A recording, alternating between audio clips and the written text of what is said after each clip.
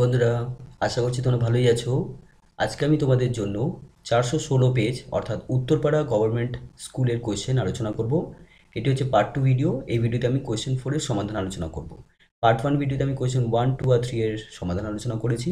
যারা ইতিমধ্যে দেখোনি পার্ট 1 ভিডিও, তারা অবশ্যই এই ভিডিও ডেসক্রিপশন বক্সে চলে যাও, সেখানে আমি লিঙ্ক দিয়ে দিয়েছি। তোমরা লিঙ্কে ক্লিক করে দেখে নিতে পারো। আর এর আগে যতগুলো পেজ আছে, প্রত্যেকটা পেজের ভিডিওর লিঙ্ক তোমরা ওখানে পেয়ে যাবে। ঠিক আছে, তাই তোমরা তোমাদের প্রয়োজন মতো সেখানে ভিডিও দেখে নিতে পারো। তো চলো শুরু করা যাক প্রথম প্রশ্ন। এখানে প্রতিটি প্রশ্নের মান কিন্তু 2। তো প্রথম প্রশ্ন বলা হচ্ছে, যদি এ বার্ষিক 7% সরল সুদের হারে 3 বছরে সুদ হিসাবে 210 টাকা পায়, তবে এ কত টাকা ব্যাংকে রেখেছিলেন? তো বন্ধুরা, যে টাকাটা ব্যাংকে রাখা হয় বা কোনো সংস্থাতে রাখা হয়, অথবা ব্যাংক বা কোনো সংস্থা থেকে যে টাকাটা তুলে নেওয়া হয়, মানে লোন হিসেবে টাকা নেওয়া হয়, সেই টাকাটাকে আমরা বলে থাকি আসল টাকা বা মূলধন টাকা। তো এখানে বলেছে এ কত টাকা ব্যাংকে রেখেছিলেন, তার মানে আমাদের মূলধন বা আসলের পরিমাণ বার করতে হবে। এবং আসলকে আমরা জানি পি দ্বারা চিহ্নিত করা হয়, তাই তো? আসলকে আমরা পি দ্বারা চিহ্নিত করি, অর্থাৎ পি এর মান আমাদের বার করতে হবে। এবার এখানে কি কি তথ্য দিয়ে দিয়েছে?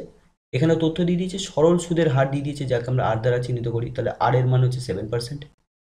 3 বছরে অর্থাৎ সময় এখানে দিয়ে দিয়েছে, সময়কে আমরা টি দ্বারা চিহ্নিত করি, তাহলে টি এর মান 3 বছর।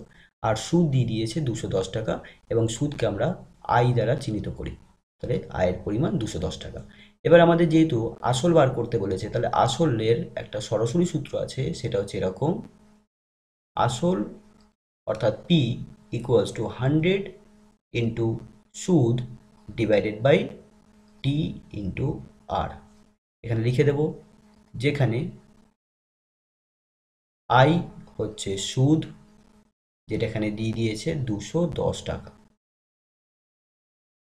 টি অর্থাৎ সময়, এবং সময়টা সবসময় আমরা বছরে বসাবো। ঠিক আছে, এখানে সময় দিয়েছে 3 বছর। আর হচ্ছে বার্ষিক সুদের হার, বার্ষিক শতকরা সুদের হার, যেটা এখানে দিয়ে দিয়েছে 7%। এবার বন্ধুরা, এখানে আমরা মানগুলো বসিয়ে দিই, ক্যালকুলেশন করলেই পি এর মান পেয়ে যাব। তাহলে 100 ইন্টু আই এর মান হচ্ছে 210, ডিভাইডেড টি এর মান হচ্ছে 3, আর আর এর মান হচ্ছে 7। এবার 3 আর 7 মিলে কত? 21। তাহলে ওই 21-এর সাথে এই 21 কেটে গেল, 10 হলো। তার মানে কত হলো? এটা কেটে গেল। তাহলে 10 ইন্টু 100 অর্থাৎ 1000 টাকা। তাহলে আমরা আসলের মান কত পেলাম? 1000 টাকা। তাহলে সুতরাং এই প্রশ্নের উত্তর আমরা পেয়ে গেলাম 1000 টাকা।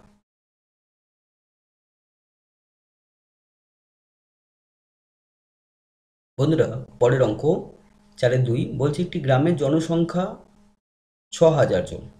প্রতি বছর জনসংখ্যা 5% হারে কমলে 2 বছর পরে জনসংখ্যা কত হবে? বন্ধুরা, তোমরা যারা পার্ট 1 ভিডিও দেখেছো, এই ধরনের অঙ্ক কিভাবে করতে হয় সেখানে আমি কিন্তু বুঝিয়ে দিয়েছি। তো এখানে আমি আবার বোঝাচ্ছি। দেখো, যখন আমরা কোনো পরের তথ্য বার করব, টি বছর পরের তথ্য বার করব, তাহলে তখন সেক্ষেত্রে আমরা যে সূত্রটা ব্যবহার করব সেটা হলো এরকম, যে টি বছর পরের তথ্য, এটা অবশ্যই তোমরা লিখে নেবে। টি বছর পরের তথ্য, পরের তথ্য বলতে সেই তথ্যটা হতে পারে জনসংখ্যা, হতে পারে সেই তথ্যটা, হতে পারে মূল্য, হতে পারে কোনো কিছুর মূল্য। ঠিক আছে, তো এই হিসাবে আমি এখানে তথ্য লিখলাম।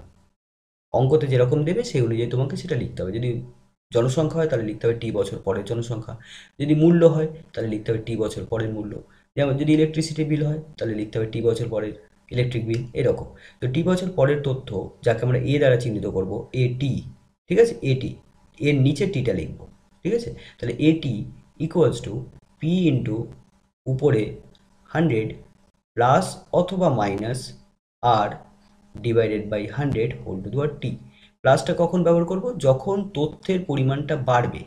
যেমন এখানে যেমন বলে দিয়েছে কমছে, 5% হারে কমছে, তাহলে কমার ক্ষেত্রে মাইনাস ব্যবহার করব, যদি বলে বাড়ছে তাহলে প্লাস ব্যবহার করব। এটা হচ্ছে টি বছর পরের তথ্য।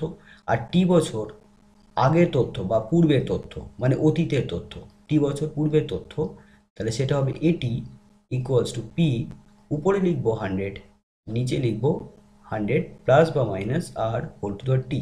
তাহলে যখন পরের তথ্য অর্থাৎ ভবিষ্যতের তথ্য বার করতে বলবে, তখন আমরা যেটা শুধু 100 আছে সেটাকে নিচে লিখবো, আর উপরে লিখবো 100 প্লাস বা minus R whole to the টি।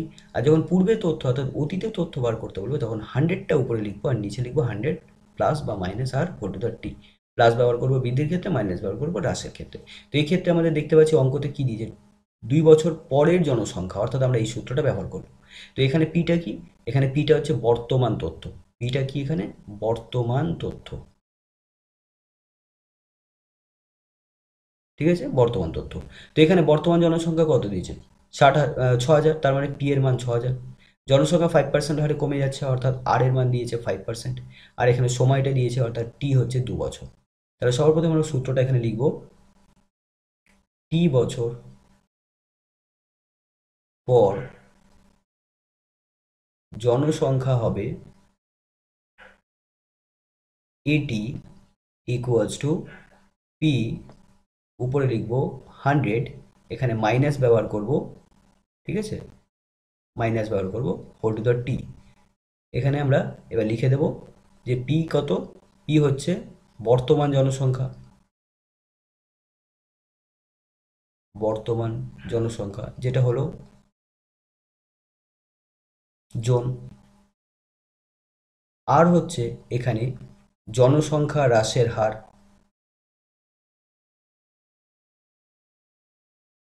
জনসংখ্যা হ্রাসের হার যেটা এখানে দিয়ে দিয়েছে 5%। আর সময়টা টিটা হচ্ছে সময়, যেটা বলে দিয়েছে এখানে 2 বছর। তাহলে এবার ওখানে মানটা বসিয়ে দাও, পেয়ে যাবে। তাহলে A2 ইকুয়ালস টু পি এর জায়গায় লিখব 6,000 ইন্টু 100 ডিভাইডেড 100 মাইনাস আর এর মান লিখব 5 divided by 100 whole to the 2। ব্যাস, এখানে ক্যালকুলেশন করলেই আমরা আনসার পেয়ে যাব। তাহলে উপরে আসছে 95, 100 থেকে 5 বাদ দিলে 95 হয়, নিচে আসছে 100, এটার হোল স্কোয়ার। এবার বন্ধুরা এই সংখ্যাটা দুবার আছে, ঠিক আছে, মানে স্কোয়ার আছে, তার মানে দুবার গুণ করতে হবে। তাহলে 6,000 গুণ 95/100 গুণ 95/100, এতজন। এবার এখানে দুটো 3টে জিরো ক্যান্সেল হয়ে গেল। এবার আর দেখো এখানে কাটছে কি, হ্যাঁ কাটছে, 5 দিয়ে কাটো, 5 দুগুণে 10, 5 দিয়ে কাটো, 5 একে 5, 4 থাকে 5 নং 45। এবার 2 দিয়ে 6কে কেটে দাও 3। তাহলে কি কি থাকলো, 3 ইন্টু 95 ইন্টু 19 এতজন। এবার তোমরা কিন্তু খুব ভালো করে গুণটাকে করবে, গুণ যদি ভুল হয়ে যায় তাহলে উত্তর ভুল হয়ে যাবে। তাহলে 95 ইন্টু 3, তাহলে 3 পাঁচে 15, 5 হাতে 1, 3 নং 27, একে 28। এবার তাকে আমরা আবার 19 দিয়ে গুণ করব। 5 নং 45 হাতে 4, 8 নং 72, 72 4 76 হাতে 7, 9 দুগুণে 18, 18 আর এদিকে 7, 25। এখানে 5, 8, 2 অর্থাৎ 5, 6 5 11 হাতে 1 থাকে, 8 একে 9, 9 5 14 হাতে 1 থাকে, 4 একে 5 অর্থাৎ 5415, 5415 এত জন। তাহলে এটাই হচ্ছে এই প্রশ্নের উত্তর।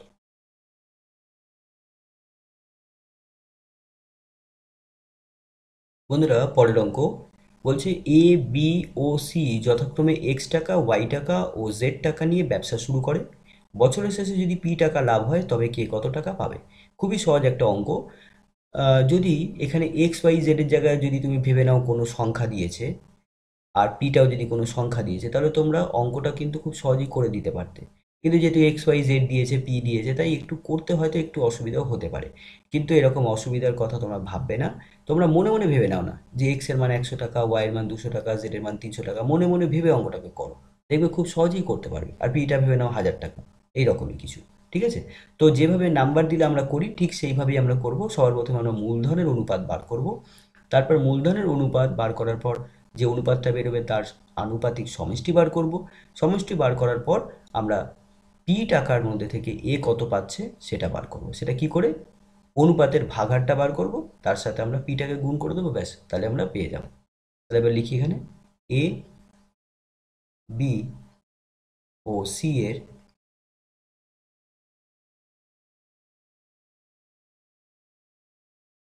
অনুপাত equals to x is to y is to z. তাহলে এবার আনুপাতিক সমষ্টি কত হবে আমরা যোগ করব, আনুপাতিক সমষ্টি x plus Y plus z. তো ভেবে নাও যদি অনুপাতটা বেরোতো 2:3:5, তাহলে আনুপাতিক সমষ্টি কত হতো? 2+3+5। তাহলে আমরা যোগ করতে পারতাম, তাই তো? 5 আর 3 8, 8 আর 2 10। এবার যদি বলতো লাভ হচ্ছে 1000 টাকা, তাহলে 1000 টাকার মধ্যে এ কত পাবে? তাহলে এ হচ্ছে এ বি সি এর অনুপাত আমরা জানি।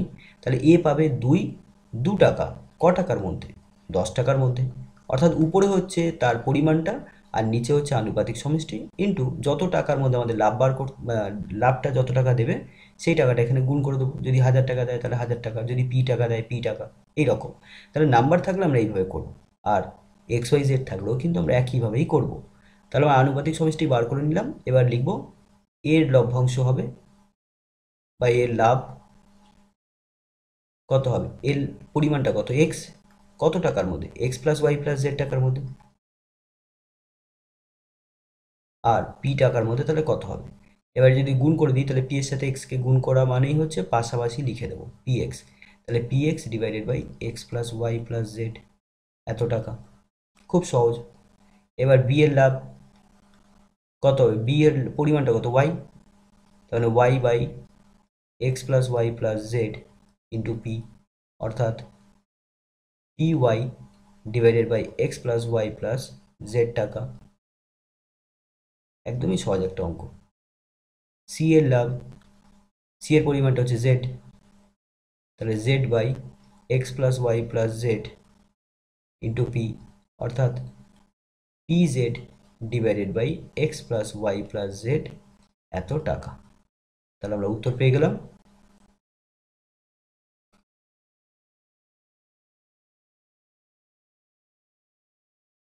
বন্ধুরা, পরের অঙ্কটা খুব সুন্দর একটা অঙ্ক। তোমাদের এই অঙ্কটা বই থেকে দিয়েছে, তোমরা চ্যাপ্টার 5.3 খুললেই এই অঙ্কটা পেয়ে যাবে। তো দেখো, প্রশ্নে বলা হচ্ছে যে 3x - 5y by 3x + 5y = half হলে এটার মান কত? দেখো বন্ধুরা, খুব সহজ। যে তথ্যটা এখানে দিয়ে দিয়েছে সেই তথ্যটাকে আমরা এখানে ব্যবহার করবো সবার প্রথমে। 3x - 5y by 3x + 5y = 1/2। এটা তো আমরা অনেকভাবে করতে পারি, কিন্তু যে পদ্ধতিটা সব থেকে সহজ সেটা তোমাদের আমি দেখাচ্ছি। এবার এখানে আড়াআড়ি গুণ করবো, মানে 2-এর সাথে এই উপরের তথ্যটাকে গুণ করতে হবে, আর 1-এর সাথে এই তথ্যটাকে গুণ করতে হবে। তাই 2-এর সাথে এই তথ্যকে গুণ করা মানে প্রত্যেকটা সংখ্যা দ্বিগুণ হয়ে যাবে, তাই তো? তাহলে এখানে কত হবে? 3 দুগুণে 6x মাইনাস এখানে 5 দুগুণে 10 y। আর 1 দিয়ে কোনো সংখ্যা গুণ করার অর্থ তার মানের কোনো পরিবর্তন হবে না, অর্থাৎ 3x + 5y হবে। এবার বন্ধুরা, আমরা এখানে এক্স এর রাশিগুলোকে এক ধারে রাখবো, ওয়াই এর রাশিগুলোকে আর এক ধারে রাখবো। তাহলে 6x এই দিকে আছে, আর এই 3x হচ্ছে আসছে এই দিকে, তাই এটা মাইনাস হয়ে যাবে। = 5y এদিকে আছে, লিখলাম, আর 10y এদিকে আসছে, তাই প্লাস হয়ে যাবে। তাহলে বন্ধুরা, এবার আমরা যোগ বিয়োগ করবো। 6টা এক্স থেকে 3টে এক্স বাদ দেবো, তাহলে কত হবে? 3টে এক্স। আর 5টা ওয়াই আর 10টা ওয়াই যোগ করলে হবে কত? 15টা ওয়াই। এইবার আমরা কি করব দেখো, এই 3 আর এখানে 15 কেটে দাও। 3×5 = 15, অর্থাৎ এক্স এর মান 5y আমরা পেয়ে গেলাম। এক্স এর মান 5y।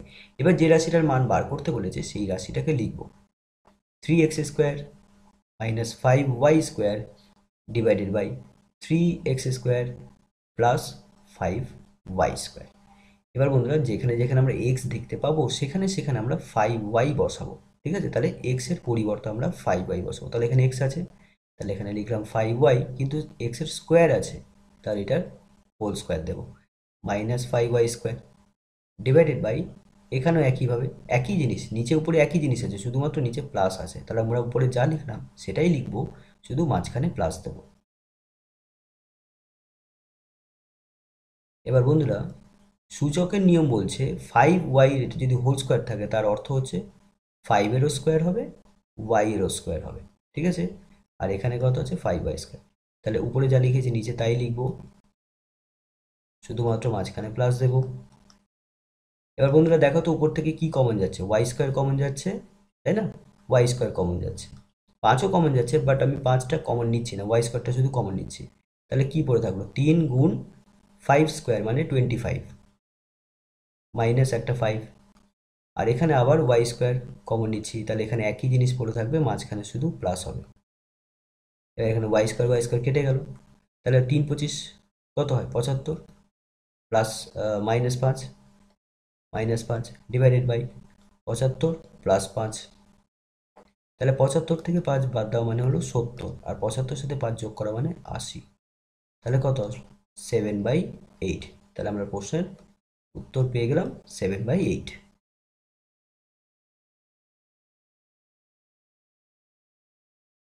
বন্ধুরা, পরের অঙ্ক প্রশ্ন বলা হচ্ছে 2x² - 7x + 6 = 0 সমীকরণের বীজদ্বয় আলফা ও বিটা হলে এই রাশিটার মান কত?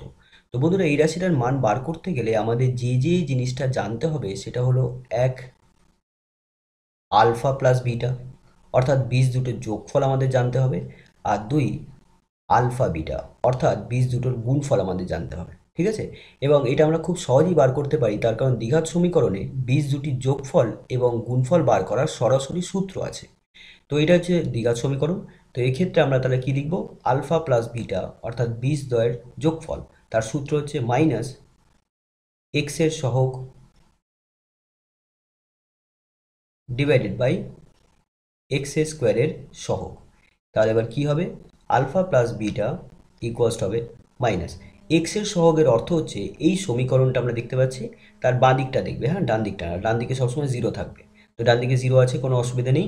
এবার তাহলে বাঁ দিকে এক্স এর পাশে কি আছে? এক্স এর পাশে আছে -7। ঠিক আছে? তাহলে এক্স এর পাশে যেটা থাকে সেটাই হচ্ছে এক্স এর সহগ। তাহলে এখানে লিখবো -7, মাইনাস থাকলে অবশ্যই লিখবে, প্লাস থাকলে লেখার দরকার নেই, ডিভাইডেড বাই এক্স স্কোয়ারের সহগ। তাহলে এক্স স্কোয়ারের সহগ মানে এক্স স্কোয়ারের পাশে কত আছে? 2। তাহলে এখানে লিখবো 2। তাহলে এটা হচ্ছে সূত্র, তোমরা অবশ্যই কিন্তু মনে রাখবে যে বীজ দুটির যোগফল, এখানে আলফা বিটা দিয়েছে বলে alpha beta, alpha plus beta লিখলাম, যদি না দিত তাহলে আমরা এখানে লিখতাম বীজ দুটির যোগফল। এইভাবে শব্দে লিখতাম যে বীজ দুটির যোগফল ইকুয়ালস টু মাইনাস এক্স এর সহগ ডিভাইডেড বাই এক্স স্কোয়ারের সহগ। তাহলে এখানে কি পাচ্ছি? আলফা প্লাস বিটার মান মাইনাসে মাইনাসে প্লাস হয়ে গেল, অর্থাৎ 7/2। এই মানটা আমাদের কাজে লাগবে, তাই বক্স করে দিচ্ছি। এবার আমরা গুণফল বার করব। এবার আলফা বিটা অর্থাৎ বীজ দ্বয়ের গুণফলের সূত্র হচ্ছে এক্স বর্জিত পদ ডিভাইডেড বাই এক্স স্কোয়ারের সহগ। তো বন্ধুরা, এক্স বর্জিত পদ মানে যে পদটাতে এক্স নেই, বাদিকে দেখবে, ডান দিক দেখবে না। তো বাদিকে আমরা দেখতে পাচ্ছি 6 সংখ্যাটা এমন আছে যার মধ্যে কোনো এক্স নেই, এর পাশে নেই। তাই এখানে এক্স বর্জিত পদ হলো 6, আর এক্স স্কোয়ারের সহগ কত হলো? এক্স স্কোয়ারের সহগ হলো 2। তাহলে এবার কাটাকুটি করো, 3। অর্থাৎ বীজ দুটোর গুণফল আমরা পেয়ে গেলাম 3। এবার আমরা কি করব দেখো। এবার বন্ধুরা, এই রাশিটার মান বার করতে গেলে আমরা আলাদা করে এই উপরের রাশিটার মান বার করব, আর তারপর নিচের রাশিটার মান বার করব, করে মানটা বার করার পর তারপর এই রাশি দুটোর মানকে ভাগ করে দেবো। তাহলে পেয়ে যাবো, কারণ এখানে ভাগ আছে, তাই তো? তাহলে এবার আমরা আলাদা আলাদা করে বার করি। তাহলে সবার প্রথমে alpha to the power -1 plus beta to the power -1। বন্ধুরা, এটা দেখে ভয় পাওয়ার কিছু নেই, তার কারণ এটা সূচকের নিয়ম প্রয়োগ করলেই খুব সহজ হয়ে যাবে। দেখো, সূচকের নিয়ম বলছে a to the power -m equals to আমরা লিখতে পারি 1/a⁴m। অর্থাৎ এখানে কোনো সংখ্যার যদি পাওয়ার বা ঘাতটা যদি ঋণাত্মক থাকে, তাহলে সেটাকে তুমি 1 করে লিখলেই সেই ঘাতটা প্লাস হয়ে যাবে। ঠিক আছে? আর এখানে যদি প্লাস থাকতো তাহলে 1 করে লিখলে মাইনাস হতো, অর্থাৎ বিপরীত চিহ্ন হয়ে যাবে। তো এখানে আমরা দেখতে পাচ্ছি -1, তাহলে এটাকে 1 করে যখনই লিখবো তখন এটা হয়ে যাবে আলফা টু দি পাওয়ার 1। এবার আলফা টু দি পাওয়ার 1 মানে হচ্ছে আলফা, তাহলে এখানে 1টা না লিখলেও চলবে। ঠিক আছে? আচ্ছা, একইভাবে এখানে কি হবে? 1/বিটা হবে। এবার এখানে লসগু কত হচ্ছে? Alpha beta. এবার এই আলফা বিটাকে আমাদের আলফা দিয়ে ভাগ করতে হয়, তাই তো? ভগ্নাংশের যোগ বিয়োগের এটাই নিয়ম। তাহলে আলফা দিয়ে যখন আলফা বিটাকে ভাগ করব, তখন আলফা আলফা কেটে যাবে, তাহলে ভাগফল কত হল? বিটা। এই ভাগফলের সাথে উপরের সংখ্যাকে আমাদের গুণ করতে হয়, তাহলে বিটার সাথে যখন 1কে গুণ করব কত বেরোবে? বিটা বেরোবে। তাহলে এখানে লিখবো বিটা, একইভাবে এখানে বেরোবে আলফা। এবার উপরে কি আছে দেখো তো? Beta plus alpha, beta plus alpha মানেই তো আলফা প্লাস বিটা, অর্থাৎ মান কত? 7/2। তাহলে উপরে লিখবো 7/2, আর নিচে লিখবো আলফা বিটার মান 3, যেটা আমরা পেয়েছি। এবার বন্ধুরা, এটা তো ভাগ লেখা আছে, তাই না? এটা ভাগ, তাহলে আমি এটাকে লিখি 7/2 ভাগ 3। নেক্সট স্টেপে কি লিখবো? 7/2 ভাগটাকে গুণ করে দেবো, তাহলে 3-এর নিচে 1 আছে, এটা উল্টে যাবে, 1/3 হয়ে যাবে। এবার সাথে সাথে 1 গুণ হবে, উপরে উপর গুণ হবে, আর নিচে নিচের সংখ্যা গুণ হবে, তাহলে 7 × 7, আর 3 × 6। তাহলে আমরা পেয়ে গেলাম একটা মান। এবার আর একটা মান বার করবো, এবার আমরা বার করবো alpha square plus beta square, alpha square plus beta square. তো বন্ধুরা এখানে আমরা একটা সূত্র প্রয়োগ করব, সেই সূত্রটা হচ্ছে এরকম যে a square plus b square equals to a plus b whole square minus 2ab। ঠিক আছে বন্ধুরা, এই সূত্রটা ব্যবহার করব। তো এখানে এ এর কাজ করছে আলফা আর বি এর কাজ করছে বিটা, তাহলে ভেবে নাও a square plus b square আছে, তাহলে তার সূত্র এ প্লাস বি অর্থাৎ আলফা প্লাস বিটার হোল স্কোয়ার মাইনাস 2ab। এবার মানটা বসিয়ে দাও, আলফা প্লাস বিটার মান হচ্ছে 7/2, তাহলে 7/2 এর হোল স্কোয়ার হবে, ঠিক আছে এখানে হোল স্কোয়ার আছে, মাইনাস 2 ইন্টু আলফা বিটার মান 3, তাহলে 3 বসিয়ে দিলাম। এবার এখানে কত আমরা পাবো, তাহলে 7/2 এর হোল স্কোয়ারের অর্থ হচ্ছে 7-এরও স্কোয়ার হবে, 2-এরও স্কোয়ার হবে, এটা হচ্ছে সূচকের নিয়ম, ঠিক আছে। তাহলে 7 স্কোয়ার মানে 49 আর 2 এর স্কোয়ার মানে 4 মাইনাস 3 দুগুণে 6। এবার বন্ধুরা এখানে লসাগু করো 4, তাহলে এবার 4 দিয়ে 4কে ভাগ করলে ভাগফল কত হবে, 1 হবে। এবার এই 1-এর সাথে 49কে গুণ করলে 49 হবে, মাইনাস 6-এর নিচে কত আছে, 1 আছে, তাহলে এই 1 দিয়ে 4কে ভাগ করব, ঠিক আছে 1 দিয়ে 4কে ভাগ করলে ভাগফল কত হয় 4, তাহলে এই 4-এর সাথে 6কে গুণ করব 24। এবার বন্ধুরা বিয়োগ করো, তাহলে এখানে কত হলো 25/4, তাহলে আমরা মান পেয়ে গেলাম। এইবার আমরা এই দুটো মানকে ভাগ করে দেব। এখন alpha to the power -1 plus beta to the power -1 divided by alpha square plus beta square. এবার মানটা বসিয়ে দাও, এটার মান আমরা পেয়েছিলাম 7/6 আর এটার মান আমরা পেলাম 25/4। তো বন্ধুরা এটা তো ভাগ আছে, তাহলে এটাকে আমরা কি করব, এটাকে লিখি যে কি আছে, ভাগ আছে আর তারপর 25/4 আছে। এইবার বন্ধুরা আমরা কি করব, ভাগটাকে গুণ করে দেব, উপরে হবে 4 নিচে হবে 25, তাই তো উল্টে যাবে। এবার কাটাকুটি করো, 2 দিয়ে কাটো, 2 দুগুণে 4, 3 দুগুণে 6, আর কাটাকুটি হচ্ছে না, 7 দুগুণে 14 আর 3 25 75, ব্যাস আমরা উত্তর পেয়ে গেলাম।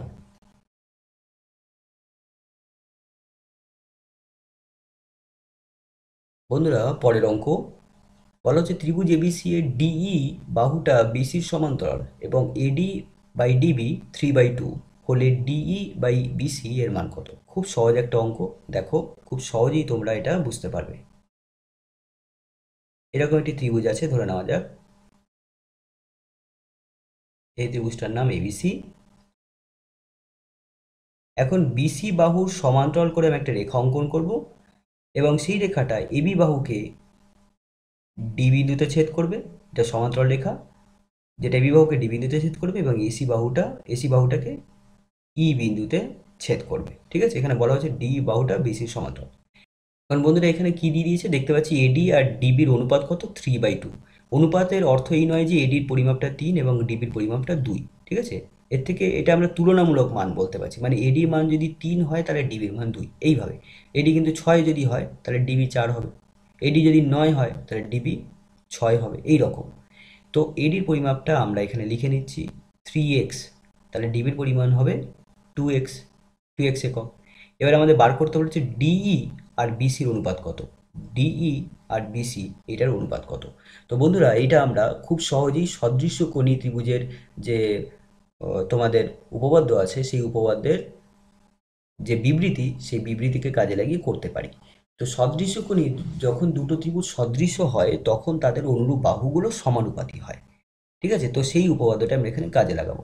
দেখো এখানে ত্রিভুজ এডিই আর ত্রিভুজ এবিসি এই দুটো ত্রিভুজ পরস্পর সদৃশ্য, ঠিক আছে। তো এই সদৃশ্যতা আমাদের এখানে একটু দেখিয়ে দিতে হবে। যা লিখবো ত্রিভুজ এডিই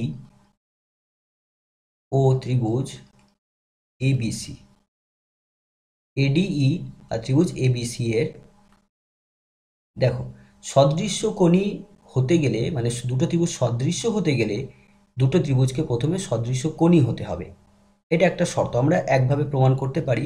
ধরো এই ত্রিভুজটা আর এই ত্রিভুজটা, এই দুটো ত্রিভুজ যদি এমনটা হয় যে এই কোণটার মান 50 ডিগ্রি, এই কোণটার মান 50 ডিগ্রি, এই কোণটার মান 40 ডিগ্রি, এই কোণটার মান 40 ডিগ্রি আর এই কোণটার মান তাহলে 90 ডিগ্রি হবে, এই কোণটার মানও তাহলে 90 ডিগ্রি হবে। তাহলে এই দুটো ত্রিভুজ সদৃশ্য কোণই হলো, মানে কোণের দিক থেকে দুটো ত্রিভুজ সমান হলো। তাহলে যখন দুটো ত্রিভুজ কোণের দিক থেকে সমান হয় তখন এই দুটো ত্রিভুজকে আমরা বলি সদৃশ্য ত্রিভুজ। সদৃশ্য ত্রিভুজ। এবং সদৃশ্য ত্রিভুজের অনুরূপ বাহুগুলো সমানুপাতি হয়। এর অর্থ হলো কি, ধরো 50 ডিগ্রির অনুরূপ বাহুটার পরিমাপ হচ্ছে এক্স, আর এখানে 50 ডিগ্রির অনুরূপ বাহুটার পরিমাপ হচ্ছে ধরে নাও এ। তাহলে এক্স আর এ এই দুটো বাহু হয় অনুরূপ বাহু, এবং তাদের যে অনুপাত সেটা সমান হবে। আবার 40 ডিগ্রির অনুরূপ বাহুটা ধরে নাও, 40 ডিগ্রি বিপরীত বাহুটা ধরে নাও ওয়াই, আর এখানে 40 ডিগ্রি বিপরীত বাহুটা ধরে নাও বি। তাহলে এই ওয়াই আর বি পরস্পর অনুরূপ বাহু, তাহলে এখানে ওয়াই বাই বি এই রকম। আর শেষ পর্যন্ত যে বাকি বাহুটা পড়ে থাকলো, ধরে নাও এই বাহুটা জেড, আর তাহলে এই বাহুটা ধরে নাও সি, তাহলে জেড বাই সি এই অনুপাতটা সমান হবে। এটাকেই বলা হয় সদৃশ্য ত্রিভুজের অনুরূপ বাহুগুলি সমানুপাতি। তো এখানে আমরা দেখতে পাচ্ছি এই যে ত্রিভুজটা দেখতে পাচ্ছ আর এই বড় ত্রিভুজটা দেখতে পাচ্ছ, দেখো এই কোণটার সাথে এই কোণটা সমান। কেন? তার কারণ এই বাহুটার সাথে এই বাহুটা সমান্তরাল, এটা ভেদক, তাহলে এই কোণটাকে বলা হয় অনুরূপ কোণ। আর এই কোণটা ছোট ত্রিভুজেও আছে, বড় ত্রিভুজেও আছে, অর্থাৎ একই কোণ, একই কোণ, তাই না? আর এই কোণটা তাহলে অবশিষ্ট দুটো কোণ সমান হয়ে গেলে তো 3 নম্বর কোণটা তো সমান হবেই, তার কারণ দুটো ত্রিভুজের তিন একটা ত্রিভুজের তিনটে কোণের সমষ্টি কত হয়? 180 ডিগ্রি। একটা ত্রিভুজের তিনটে কোণের সমষ্টি 180 ডিগ্রি। তার মধ্যে দুটো কোণ যদি আমরা সমান পেয়ে যাই তাহলে 3 নম্বর কোণটা তো সমান হবেই।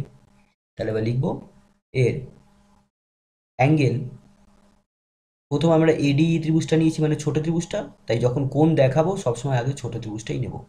তাহলে ডিএই অর্থাৎ এই কোণটার কথা আমরা বলছি। আর বড় ত্রিভুজের ক্ষেত্রে বিএসি, এই দুটো কোণ একই কোণ, লিখবো এটা একই কোণ। আর লিখবো অ্যাঙ্গেল এডিই ইকুয়ালস টু, এটা অনুরূপ কোণ তাই অনুরূপ লিখছি, অনুরূপ। এই কোণটার অনুরূপ কি হয়? এই কোণটা অ্যাঙ্গেল এ বিসি। কেন অনুরূপ কোণ হয়? তাহলে লিখবো যেহেতু ডিই সমান্তরাল বিসি এবং এই সমান্তরাল রেখা দুটোকে কোন রেখাটা ভেদ করেছে? এবি, এবং এবি ভেদক। এটা তোমাদের ক্লাস 8-এর উপপাদ্য অনুযায়ী আমি এটা লিখলাম। এবং অবশিষ্ট অ্যাঙ্গেলটা সমান হবে, এবং অবশিষ্ট অ্যাঙ্গেল, তাহলে কোন অ্যাঙ্গেলটা পড়ে থাকলো? এই ত্রিভুজের এই কোণটা বা অ্যাঙ্গেলটা পড়ে থাকলো, আর এই ত্রিভুজের এই কোণটা পড়ে থাকলো, তাহলে এই দুটো কোণ তো সমান হবেই। তাহলে অ্যাঙ্গেল বা কোণ A E D equals to angle A C B. অতএব ত্রিভুজ এডিই সদৃশ্য ত্রিভুজ এবিসি। এবার যেহেতু সদৃশ্য, তাহলে এবার সদৃশ্য ত্রিভুজ যখন আমরা লিখবো না, তখন যে যে কোণটা সমান সবসময় সেই কোণগুলোকে ঠিক সেই ছন্দে লিখতে হবে। যেমন ছোট এই এডি ত্রিভুজের এ কোণ আর বড় ত্রিভুজের এ কোণ একই কোণ, তাই এ আর এ এটা একই জায়গায় থাকবে।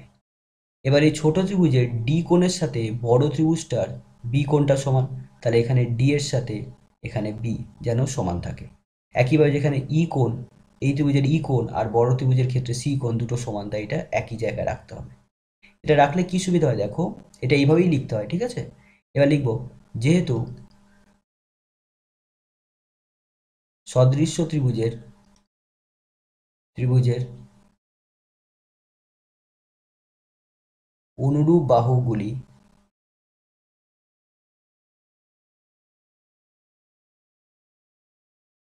সমানুপাতি হয়, অতএব আমরা লিখব, অতএব এ কোণের বিপরীতে কোন বাহুটা আছে? ডিই। ভালো করে দেখো, এ কোণের বিপরীত বাহু কোনটা? ডিই। দেখো এ কোণের বিপরীত বাহু ছোট ত্রিভুজ থেকে কি হচ্ছে? ডিই। আর বড় ত্রিভুজে এ কোণের বিপরীত বাহু কি আছে? বিসি। ইকুয়ালস টু ই কোণের, আচ্ছা এখানে দেখো ডি কোণের বিপরীত বাহুটা কি হবে? ডি বাদ দিয়ে বাকি যেটা, এই ডি কোণের বিপরীত বাহু এই, তোমরা ছবিতে দেখে নিতে পারো, ডি কোণের বিপরীত বাহু এই। আর ডি কোণের সাথে কোন কোণটা সমান? এখানে বি কোণটা, তাহলে বি কোণের বিপরীত বাহু লিখতে হবে এসি। এই দুটো বাহু পরস্পর অনুরূপ বাহু। এবার ই কোণের বিপরীত বাহু কি হবে? এডি। আর এখানে সি কোণের বিপরীত বাহু কি হবে? এবি। এবার বন্ধুরা যদি ভালো করে লক্ষ্য করো, দেখো আমাদের AD by DB, AD by DB এটা জানা আছে, আর এইটা আমাদের বার করতে বলেছে। তাহলে এই সম্পর্ক দুটোকেই আমরা ব্যবহার করব। ঠিক আছে, তাহলে এবার লিখব এখন DE by BC equals to AD by AB.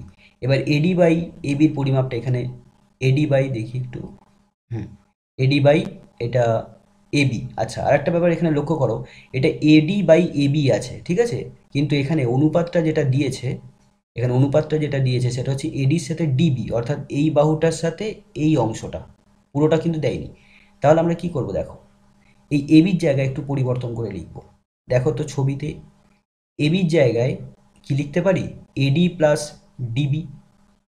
এবির জায়গায় কি লিখতে পারি, এডিকে ডিবি দিয়ে যোগ করলে তবেই তো আমরা পাবো এবি। তাহলে এডি প্লাস বিডি। আর এখানে নেক্সট স্টেপে আমরা লিখব DE by BC equals to এডির পরিমাপটা আমরা 3x ধরে নিচ্ছি, তাহলে এখানে 3x হবে, আর ডিবির পরিমাপটা 2x। তার কারণ এখানে অনুপাতটা যেটা দিয়ে দিয়েছে এখানে লিখে দেব, যেহেতু AD by BD equals to 3/2, অতএব AD equals to 3x, BD equals to 2x।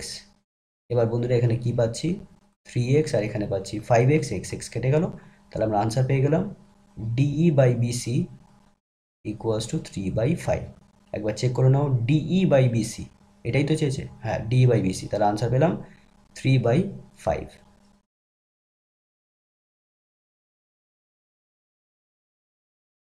বন্ধুরা পরের অঙ্ক 4-7 বলা হচ্ছে ও কেন্দ্রবৃত্তের ব্যাসার্ধের দৈর্ঘ্য 6 সেন্টিমিটার। কেন্দ্র ও থেকে 10 সেন্টিমিটার দূরে অবস্থিত পি বিন্দু থেকে পিটি স্পর্শক আঁকলাম, পিটি স্পর্শকের দৈর্ঘ্য নির্ণয় করো। খুব সহজ একটা অঙ্ক। দেখো এরকম একটি বৃত্ত আছে, তো এই বৃত্তের ব্যাসার্ধ দৈর্ঘ্য 6 সেন্টিমিটার, আর কেন্দ্র থেকে 10 সেন্টিমিটার দূরে একটা বিন্দু আছে।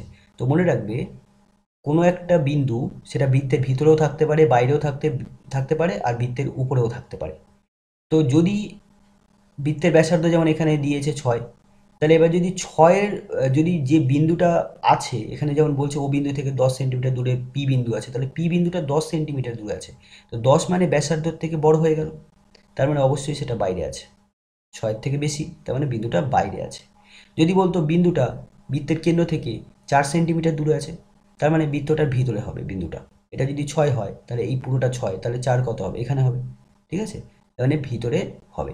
আর যদি বলে পি বিন্দুটা 6 সেন্টিমিটার দূরে আছে, তার মানে ব্যাসার্ধ তো 6, আর যদি 6 সেন্টিমিটার দূরেই থাকে তার মানে পি বিন্দুটা বৃত্তের উপরে থাকবে। এটা সবসময় মাথায় রাখবে, ঠিক আছে। তো এখানে বলেছে বৃত্তের কেন্দ্র ও, এটা ও, আর 10 সেন্টিমিটার দূরে একটা বিন্দু পি আছে। এবার এই পি বিন্দু থেকে এই বৃত্তের উপর আমরা দুটো স্পর্শক অঙ্কন করতে পারি, কিন্তু আমরা একটা স্পর্শক অঙ্কন করব, এখানে একটা স্পর্শকের কথা বলা হয়েছে। তো সেই স্পর্শকটা আমি এখানে অঙ্কন করছি। ধরে নাও এটা হলো স্পর্শক, আর যে বিন্দুতে বৃত্তকে স্পর্শ করেছে সেটা হলো স্পর্শবিন্দু টি। তাহলে পিটি স্পর্শকের দৈর্ঘ্য আমাদের এখানে বার করতে হবে।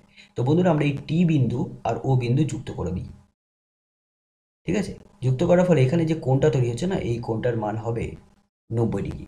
এটা তোমাদের উপপাদ্য আছে একটা, উপপাদ্যে বলা হচ্ছে যে বৃত্তের কোনো একটি বিন্দুতে যদি আমরা স্পর্শক আঁকি, ধরো এই বিন্দুতে আমি একটা স্পর্শক আঁকছি, তাহলে স্পর্শক অঙ্কন করলাম।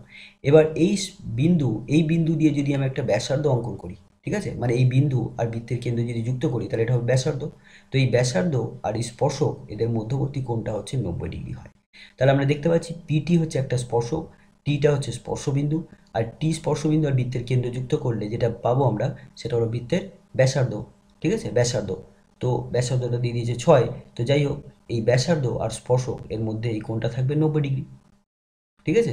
আর এখানে ও থেকে পি এটা হচ্ছে কেন্দ্র থেকে বহিঃস্থবিন্দুর দূরত্ব, যেটা হচ্ছে 10, এবং এটা যেহেতু একটা সমকোণী ত্রিভুজ, তাহলে 90 ডিগ্রি বিপরীত বাহুকে বলি অতিভুজ, তাহলে অতিভুজটা 10। আর এই বাহুটা আমরা জানি, তাহলে আর একটা বাহুর দৈর্ঘ্য আমাদের বার করতে হবে, তাহলে পিথাগোরাসের সূত্র পেলে খুব সহজেই বার করতে পারবো, ঠিক আছে। যেহেতু অতিভুজটা আমরা জানি, তাই অতিভুজের মান জানা থাকলে অপর দুটো বাহুর মধ্যে যে কোনো একটা বাহুর পরিমাপ পিথাগোরাসের সাহায্যে আমরা খুব সহজেই বার করতে পারবো। সেটা হচ্ছে এরকম, অতিভুজের বর্গ থেকে অপর বাহুটা যেটা জানা আছে সেই বাহুটার বর্গ বাদ দিয়ে দিয়ে বর্গমূল করলেই পেয়ে যাব। ঠিক আছে, যখন অতিভুজের পরিমাপ জানা থাকবে তখন সবসময় অতিভুজের স্কোয়ার থেকে অপর বাহুটার স্কোয়ার বাদ দেবে। তাহলে এবার লিখব যেহেতু, এবার এখানে লিখব যেহেতু পিটি হলো স্পর্শক এবং ওটি হলো স্পর্শবিন্দুগামী, স্পর্শবিন্দু, এখানে স্পর্শবিন্দু হচ্ছে টি, স্পর্শবিন্দু টি, স্পর্শবিন্দু টি গামী ব্যাসার্ধ, অতএব ওটি কার ওপর লম্ব হবে? পিটির ওপর লম্ব হবে। অতএব সমকোণী ত্রিভুজ ওপিটি এর ক্ষেত্রে আমরা কি লিখব? PT equals to square root, যেটা অতিভুজ তার স্কোয়ার, ছবিতে দেখে নাও, তার স্কোয়ার মাইনাস অন্য বাহুটার স্কোয়ার বাদ দিয়ে দেবো। তাহলে ওপি কত এখানে? ওপি হচ্ছে 10, তাহলে 10 স্কোয়ার, আর ওটি হচ্ছে 6 ব্যাসার্ধ। ঠিক আছে, তাহলে 6 স্কোয়ার এত সেন্টিমিটার। তাহলে এখানে কত হলো? 100, এখানে হলো 36 এত সেন্টিমিটার, অর্থাৎ 64 বর্গমূল, 64 বর্গমূল হয় 8, তাহলে 8 সেন্টিমিটার। খুবই সহজ একটা অঙ্ক ছিল, তাই তো? আমি কি তোমাদের বোঝাতে পারলাম?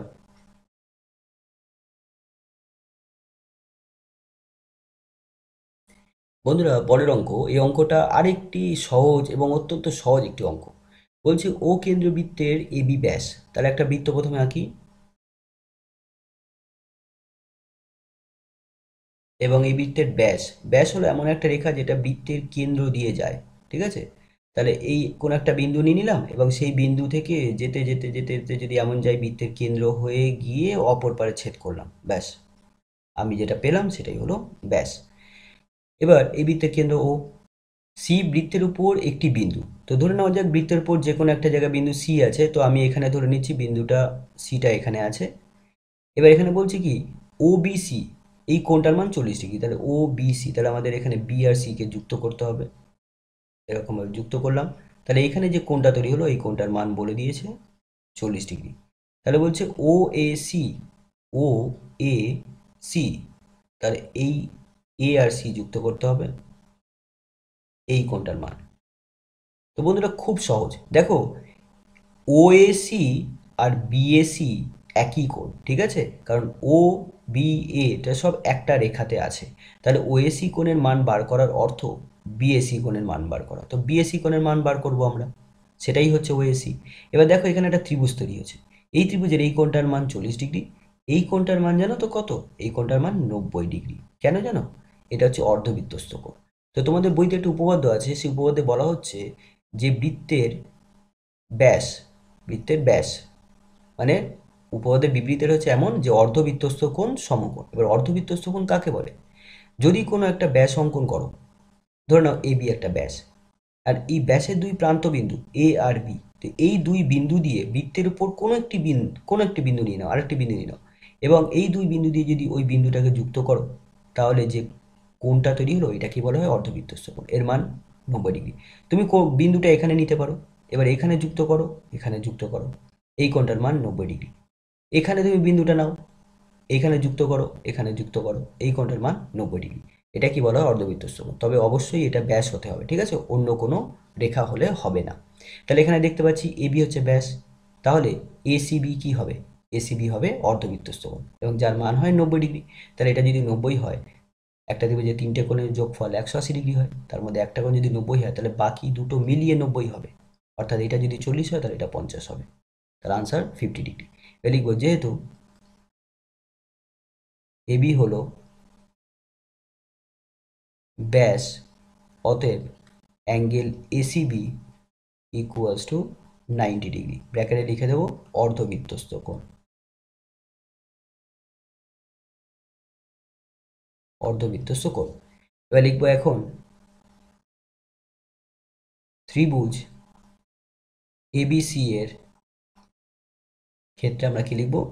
অ্যাঙ্গেল বিএসি ইকুয়াস টু কত হবে, 90 minus angle ABC, 90 minus angle ABC, অর্থাৎ 90 মাইনাস 40। 90 থেকে কেন মাইনাস করলাম, কারণ একটা কোণ তো 90, তাহলে বাকি দুটো মিলিয়ে 90 হবে।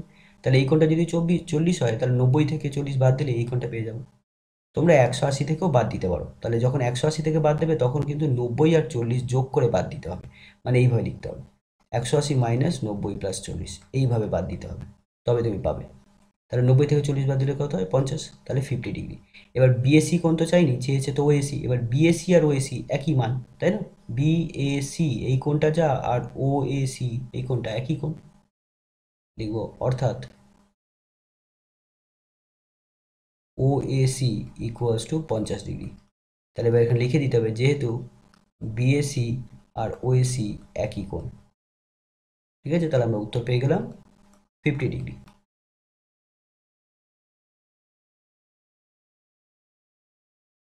বন্ধুরা, পরের অঙ্ক প্রশ্নে বলা হচ্ছে যে একটি লম্ব বৃত্তাকার চোঙের ব্যাসার্ধের দৈর্ঘ্য পূর্বের দৈর্ঘ্যের অর্ধেক এবং উচ্চতা পূর্বের উচ্চতার দ্বিগুণ হলে চোঙের আয়তন পূর্বের আয়তনের কত গুণ হবে? খুব ভালো একটা প্রশ্ন। দেখো আমি এখানে দুটো এখানে চোঙ এঁকেছি। এটা হচ্ছে পূর্বের চোঙ, পূর্বের চোঙ, আর এটা হচ্ছে পরের চোঙ, মানে পরিবর্তন করার পর। তো এই চোঙটার ব্যাসার্ধ আমরা দেখতে পাচ্ছি, ভূমিটা হচ্ছে বৃত্তাকার, তো এর একটা ব্যাসার্ধ থাকবে, সেই ব্যাসার্ধটা আমি ধরে নিচ্ছি R1, আর এর উচ্চতাটা ধরে নিচ্ছি, এটা উচ্চতা থাকে, সেই উচ্চতাটা ধরে নিচ্ছি H1। এবার এখানে বলছে এটা হচ্ছে পূর্বের চোঙ, ঠিক আছে, তাহলে তার আয়তন কত হবে? আয়তনের সূত্র কি হয়? আয়তনের সূত্র হয় ভূমির ক্ষেত্রফল, অর্থাৎ পাই আর স্কোয়ার, ভূমির ক্ষেত্রফল হবে পাই R1 স্কোয়ার, যেহেতু বৃত্ত তাই পাই R1 স্কোয়ার, আর উচ্চতা হবে H1, তাহলে পাই R1 স্কোয়ার, H1 হচ্ছে তার আয়তন, এবং এই আয়তনটাকে আমরা V1 ধরে নিচ্ছি, তাহলে V1 ইকুয়ালস টু কী হবে, পাই R1 স্কোয়ার H1। এবার বন্ধুরা, এবার পরে যে চোঙটা পাচ্ছি সেই চোঙটার বলছে ব্যাসার্ধের দৈর্ঘ্যটা পূর্বের দৈর্ঘ্যের অর্ধেক করে দিয়েছে, মানে এখানে ব্যাসার্ধ যদি 10 হয়, তাহলে পরে চোঙটার ব্যাসার্ধ অর্ধেক হয়ে গেছে, অর্থাৎ 5 হয়ে গেছে। তো আমি এটাকে R2 ধরে নিচ্ছি, R2, আর এর উচ্চতাটা ধরে নিচ্ছি H2, H2। আর বলেছে উচ্চতাটা দ্বিগুণ করা হয়েছে, অর্থাৎ উচ্চতা যদি আগে যদি 20 হয়, তাহলে পরে হচ্ছে 40, দ্বিগুণ করছে। তাহলে এখানে আমরা এগুলো ধরে নিই, তাহলে ধরি পূর্বের চোঙের, পূর্বের চোঙের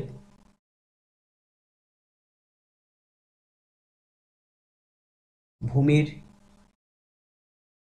ব্যাসার্ধ R1, উচ্চতা H1 এবং আয়তন V1, ঠিক আছে। অবশ্যই এখানে একক লাগিয়ে দেবে, R1 একক, H1 একক, এবার V1 ঘন একক, আয়তনে সবসময় ঘন হবে, ঘন একক। এবং নতুন চোঙ বা পরের চোঙ লিখতে পারো, ঠিক আছে। এবং নতুন চোঙের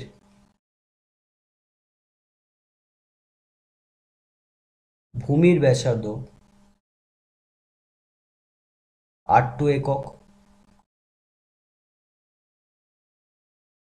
উচ্চতা H2 একক, এবং আয়তন V2 ঘন একক। তাহলে প্রশ্নানুসারে দেখো, যদি এটা R1 হয় আর এটা যদি R2 হয়, এবং দ্বিতীয় ক্ষেত্রে মানে যে নতুন যে চোঙটা পাওয়া যাচ্ছে তার ব্যাসার্ধ তো প্রথমটার অর্ধেক করে দিচ্ছে, তাই না? বলে দিয়েছে পূর্বের দৈর্ঘ্যের অর্ধেক হয়ে যাচ্ছে, তাহলে আমরা তো বলতেই পারি যে R1 আর R2র অনুপাত 2:1 হবে, অর্থাৎ প্রথমে যদি 2 একক হয় পরে 1 একক হবে, তাই তো? এবং এবং H1:H2 কত হবে, 1:2 হবে। দেখো, উচ্চতাটা দ্বিগুণ করে দিয়েছে, প্রথমে যা উচ্চতা ছিল তার দ্বিগুণ হয়ে গেছে দ্বিতীয় ক্ষেত্রে উচ্চতাটা, অর্থাৎ H1 যদি 1 হয় তাহলে H2 2, তাহলে এইটা হচ্ছে আমাদের দিয়ে দিয়েছে। এবার আমাদের বার করতে হবে কি, V1/V2, ঠিক আছে, আমরা বার করবো এটা আর কি। তাহলে এবার R1:R2 মানে হচ্ছে R1/R2 কত, 2/1, আর H1/H2 কত, 1/2। এটা আমরা কাজে লাগাবো। এবার আমরা বার করব, বলছে পূর্বের আয়তনের কত গুণ হবে। এই চোঙটার আয়তন সেটাকে যদি আমরা V2 ধরে নিই, আর V2 সূত্র কি হবে, তাহলে πR2²H2। তাহলে এই আয়তনটা এই আয়তনের কত গুণ হবে, তার মানে আমরা V2/V1 বার করব। হ্যাঁ, V2/V1। এখন এখন V2/V1 এটা বার করব। V2 সূত্র লিখব πR2²H2, এখানে πR1²H1, পাই পাই কেটে গেল। এবার এখানে লিখবো R2তেও স্কোয়ার আছে, R1এও স্কোয়ার আছে, অর্থাৎ R2/R1 এটার হোল স্কোয়ার দেবো, ইন্টু H2/H1। তো বন্ধুরা দেখো, এবার আমরা এখানে মানটা বসিয়ে দিচ্ছি। R2/R1 এর মান কত, 2/1, তাহলে 2/1 পুরোটার হোল স্কোয়ার আছে, ইন্টু H2/H1 অর্থাৎ 1/2। তাহলে এখানে কত পাচ্ছি, 2 এর স্কোয়ার মানে 4, 1 এর স্কোয়ার লিখতে হবে না, মানে নিচেই থাকছে, 1 এর স্কোয়ার মানে 1 হয়, আর উপরে 1 আছে, তাহলে এখানে কেটে গেলে 2। তাহলে আমরা কি পেলাম, V2/V1 ইকুয়ালস টু 2, অর্থাৎ V2 ইকুয়ালস টু 2V1। তাহলে এটা পূর্বের আয়তন, এটা নতুন আয়তন, তাহলে নতুন চোঙের আয়তন পূর্বের চোঙের আয়তনের দ্বিগুণ। অতএব নতুন চোঙের আয়তন পূর্বের চোঙের আয়তনের দ্বিগুণ। তাহলে এটা হচ্ছে উত্তর।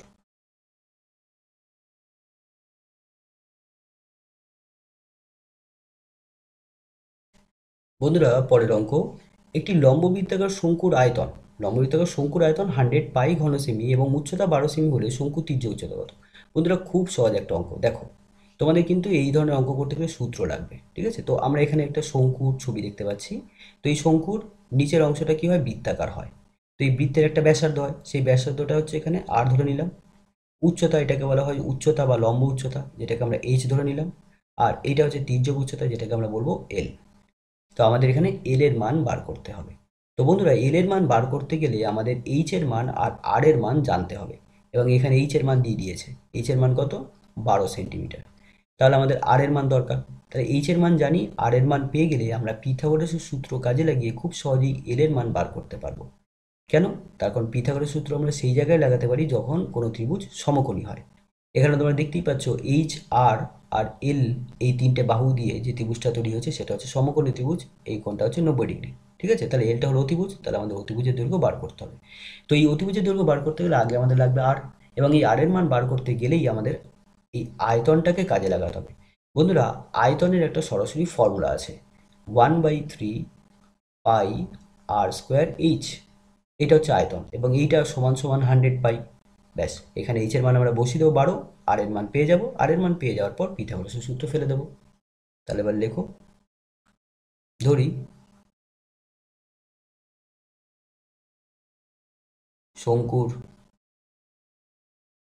ভূমির ব্যাসার্ধের দৈর্ঘ্য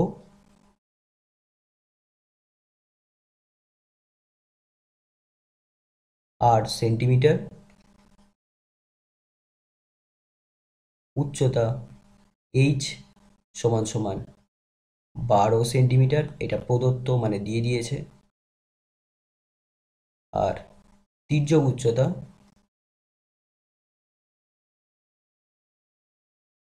সমান সমান এল সেন্টিমিটার, এটা আমরা বার করবো। এটা সমান সমান দেওয়ার দরকার নেই, এল সেন্টিমিটার, ঠিক আছে। এবার আমরা লিখব প্রশ্নানুসারে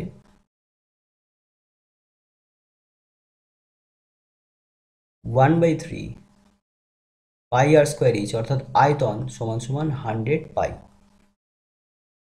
এবার এখানে পাই আর পাই ক্যান্সেল হয়ে গেল। এবার আমরা মান বসিয়ে দেবো।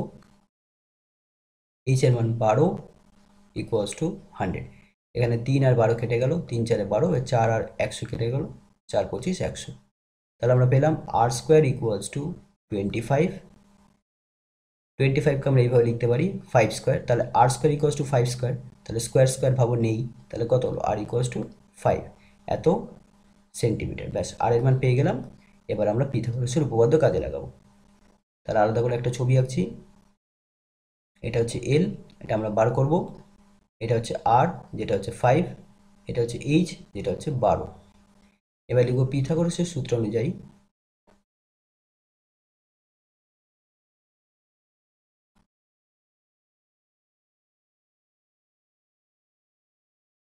পিথাগোরাসের সূত্র অনুযায়ী l equals to root h square plus r square. বড় বাহুটার দৈর্ঘ্য আমরা যখন বার করব তখন সবসময় বাকি দুটো বাহুর দৈর্ঘ্যের স্কোয়ারের যোগফল বার করতে হবে, ঠিক আছে? যোগফল করে বর্গমূল করে দিলেই পেয়ে যাব। তাহলে এবার এইচ এর মান হচ্ছে 12, 12 স্কোয়ার, আর এর মান 5, 5 স্কোয়ার, এত সেন্টিমিটার। তাহলে 144 প্লাস 25, এত বর্গমূল সেন্টিমিটার, অর্থাৎ 169। যোগ করলে 169 পাবো, অর্থাৎ 13 সেন্টিমিটার। তাহলে আমরা উত্তর পেয়ে গেলাম 13 সেন্টিমিটার।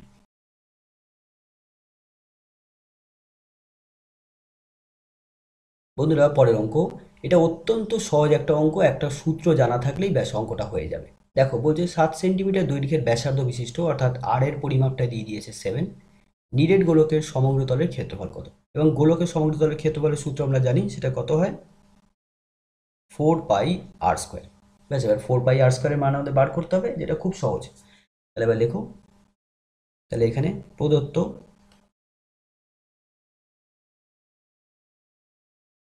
গোলকের ব্যাসার্ধের দৈর্ঘ্য, অর্থাৎ আর 7 সেন্টিমিটার। অতএব গোলকের সমগ্র তলের ক্ষেত্রফল সমান সমান 4 পাই আর স্কোয়ার, এত বর্গ একক। এখানে বর্গ একক লিখবো, ক্ষেত্রফল সবসময় বর্গ একক হয়। এবার যখন আর এর মানটা বসিয়ে দেবো, তখন যে এককে বসাবো সেই এককটা এখানে লিখবো, মানে বর্গ সেন্টিমিটার।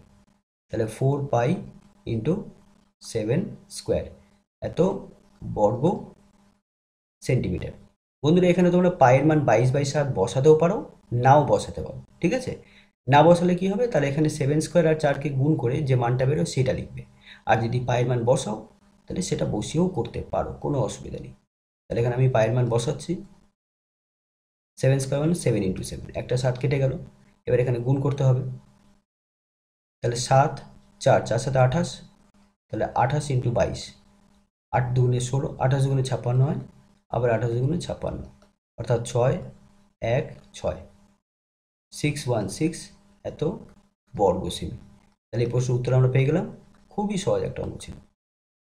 আর তোমরা যদি এটাকে পায়ের মান যদি না বসাও, তাহলে উত্তরটা কীরকম বেরোবে সেটা আমি দেখিয়ে দিই এখানে। 4 ইন্টু 49 পাই, 7 স্কোয়ার মানে 49। এবার গুণ করে দাও। 4 নং 36, 6 হাতে 3, 4 4 16 আর 3 19, অর্থাৎ 196 পাই সেন্টিমিটার স্কোয়ার বা বর্গ সেন্টিমিটার। এটাও উত্তর হবে, এটাও উত্তর হবে, ঠিক আছে? কোনটা বেশি সঠিক? এটা বেশি সঠিক, হ্যাঁ, এটা বেশি সঠিক। এখানে আমরা কিন্তু পায়ের মান 22/7 বসিয়েছি, এটা কিন্তু পায়ের আসন্ন মান। পায়ের কিন্তু প্রকৃতপক্ষে মান এত হয় না, ঠিক আছে? তাই এই মানটা কিন্তু সঠিক না, পুরোপুরি সঠিক না, এই মানটাই হচ্ছে পুরোপুরি সঠিক।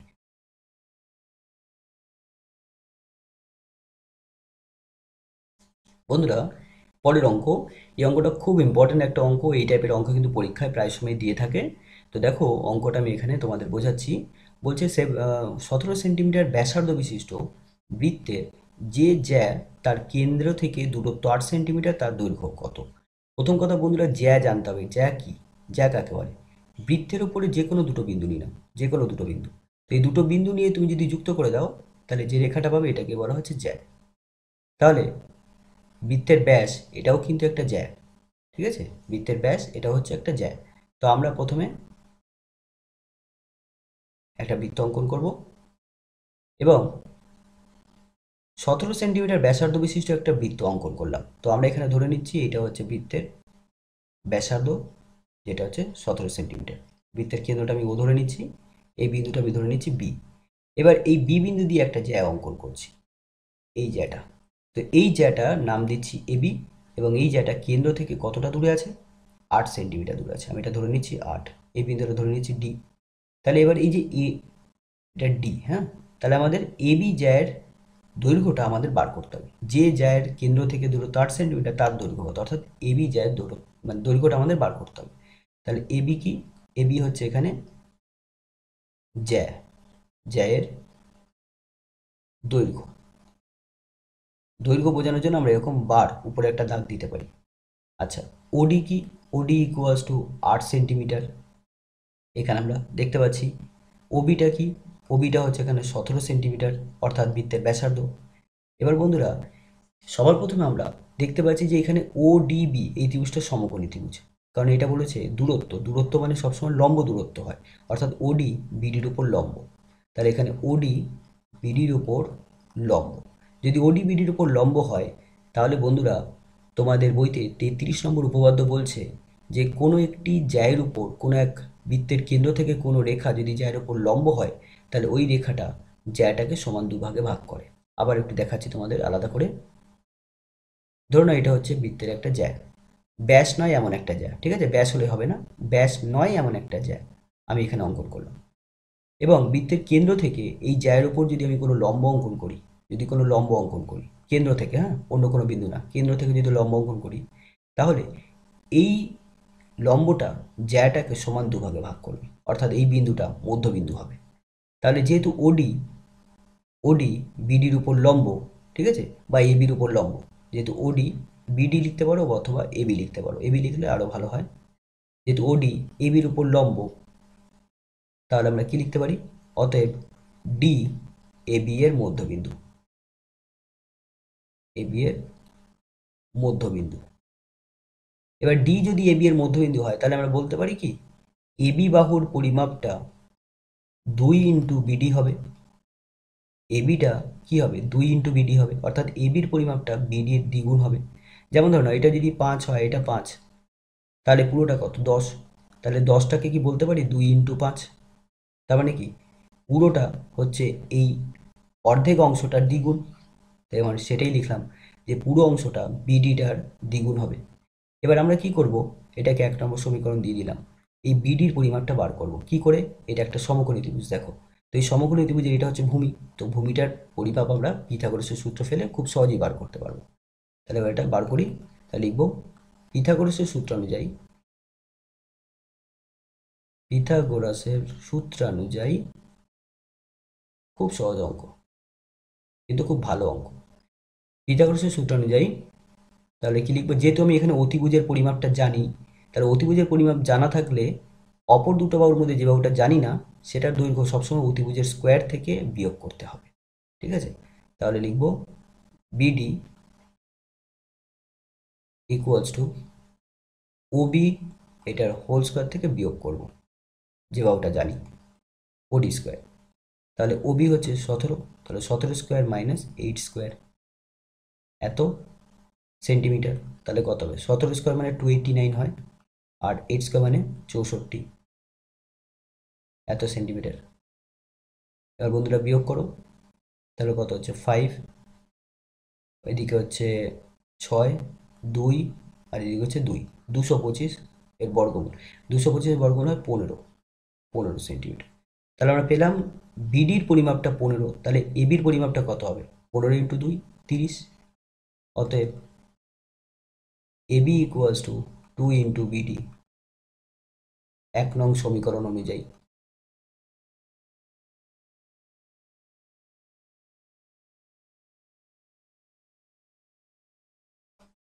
তাহলে মানটা বসে দাও, 2 ইন্টু 15 এত সেন্টিমিটার, অর্থাৎ 30 সেন্টিমিটার। তাহলে আমরা এই প্রশ্নের উত্তর পেয়ে গেলাম যে এটার দৈর্ঘ্য কত? 30 সেন্টিমিটার।